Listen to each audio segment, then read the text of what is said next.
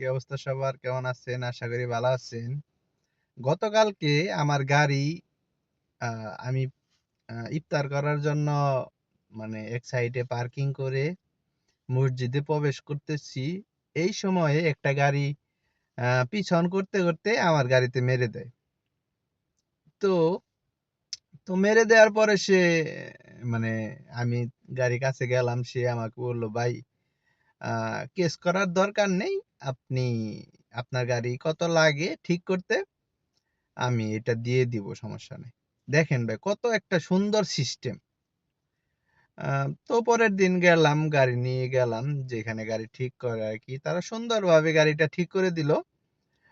মাত্র বাংলার টাকায় মাত্র ৮,০০০ টাকা। তো খুব মানে ৮,০০০ টাকায় অনেক সুন্দর করে কাজ করে দিয়েছে। পাশাপাশি আরেকটা ছোট কাজ করে নিয়েছি আমি।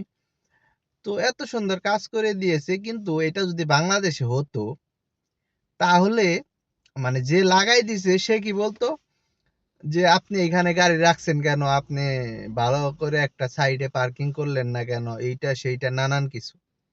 কিন্তু কুয়েতে কিন্তু এই সিস্টেম নাই ভাই।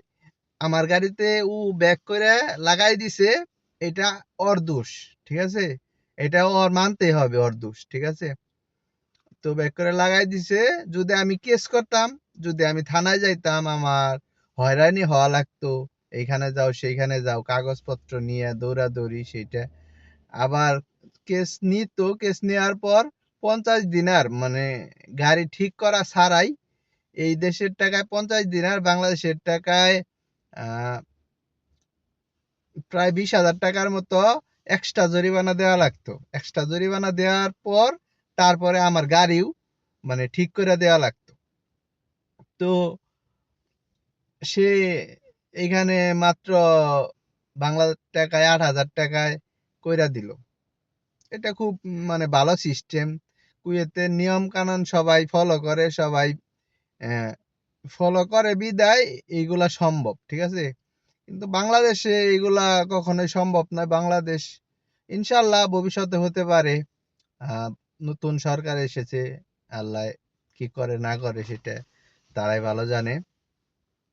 কিন্তু আমার গাড়িটা এত সুন্দর করে ঠিক করেছে, মানে বুঝার কোনো উপায় নেই যে এইখানে গাড়িটা অ্যাক্সিডেন্ট হয়েছিল, ঠিক আছে?